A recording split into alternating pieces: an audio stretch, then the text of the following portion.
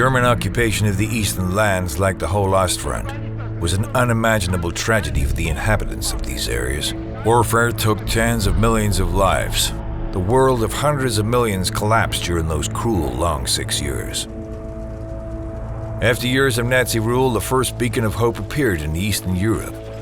Finally, the victorious Red Army moved towards Berlin. Residents of towns and villages oppressed by the Germans anticipated characteristic Soviet uniforms, and the Nazis escaping in panic. Many Ukrainians, Lithuanians, and Poles believed that this was the moment when their fate would change, and the hopeless situation would at least slightly improve. That the Soviet army would, despite everything, return the liberated lands to their rightful owners. Many were aware that the liberated would not handle the liberated ones gently, but it seemed to be a better scenario than even more years of war. Ultimately, it turned out that for many people, the real nightmare was just beginning. Today we already know what the march of the so-called Liberation Red Army towards Berlin looked like, and how much evil and suffering it brought. And yet the version of the events, consolidating the image of a brave, honorary Red Army soldier who, regardless of his own life, fought for the freedom of the liberated lands, was presented to the inhabitants of the Eastern Bloc countries for many years.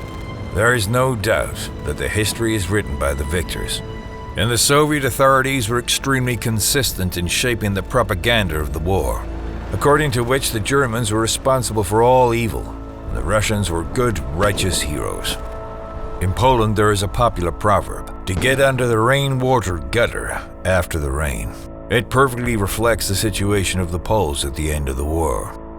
The country, completely destroyed by the wrath of the Nazis, became a field of uncontrolled, equally destructive actions of the Red Army soldiers, deepening the chaos and collapse of rebirthing Poland.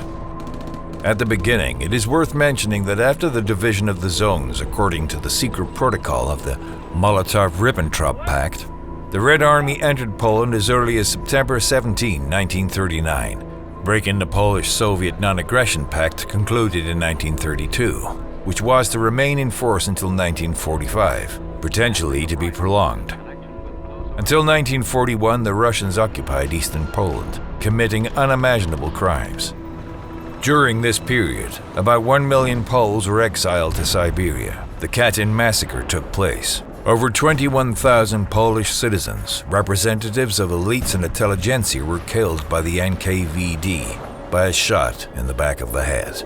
It was a deliberate action whose goal was to facilitate the creation of new elites and intellectual and political structures in Poland, subordinated to the USSR. For many years after the war, the Russians stated that Germans were responsible for Katyn. In 1941, the Nazis also attacked the USSR itself. The lands occupied by the Soviets so far passed into their hands. Only 3 years later, in 1944, the situation changed radically. That period brought a range of successes from the Allies and the retreat of German troops, gradually being pushed back by the Red Army. For Poles, this meant liberation from the hands of the occupier, but they had to wait over 40 years for real independence. Poles liberated from the Nazi yoke found themselves under the rule of a usurper who did not shun robberies, rapes, and unjust murders of civilians, often simply for the entertainment of officers. The march of the Soviets was even more terrible because they did not stick to any resolutions. They did not respect honor, principles, and values. Home Army detachments which fought Wehrmacht side by side with the Red Army in the last phase of the war were betrayed, disarmed, and arrested by Soviet soldiers at the first opportunity. Home Army soldiers who did not agree to be incorporated into the Polish army subordinate to the Soviets and did not want to cooperate were killed or sent to labor camps. By destroying this last manifestation of resistance, the Russians were free to bring their rule to Poland, which they did consistently. On July 22, 1944, that is just before the end of the war, the Polish Committee of National Liberation was created, completely subordinated to the authorities of the USSR. War and betrayal took away the defense forces of the Polish nation for many years. so the communists, supervised by Stalin, did not have major problems in establishing state structures in their newly created territories of Poland that were in line with their own expectations. Speaking of the so-called liberation, one cannot ignore the issue of the Upper Silesian tragedy, or in general the fate of Poles who were in any way connected with Germany. When the Red Army entered Upper Silesia in the beginning of 1945, they bloodily dealt with people who had previously obtained the status of Volksdeutsch, i.e. people of German origin, living outside Germany. Also those who did it against their beliefs in order to save themselves and their families. Many innocent Silesians were then deported deep into Russia, or disappeared without a trace. The size of this tragedy is emphasized by the fact that people trying to save themselves in unimaginably difficult circumstances paid the highest price when they thought the worst was over. The topic of Silesians and the Volksdeutsch is a link to another great tragedy, related to the liberation of the East by the Soviets. Unbelievable hell broke loose when the Red Army crossed the former Polish borders and reached the areas inhabited by the German population. Revenge was the main motivation of the Soviets.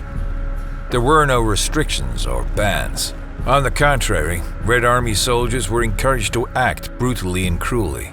It all came down to retaliation and destruction. Its most terrifying form were brutal rapes. The problem had already appeared in the liberated lands, but in Germany it became a cold-blooded regular activity. The Russians were ruthless. Their victims were children and old women.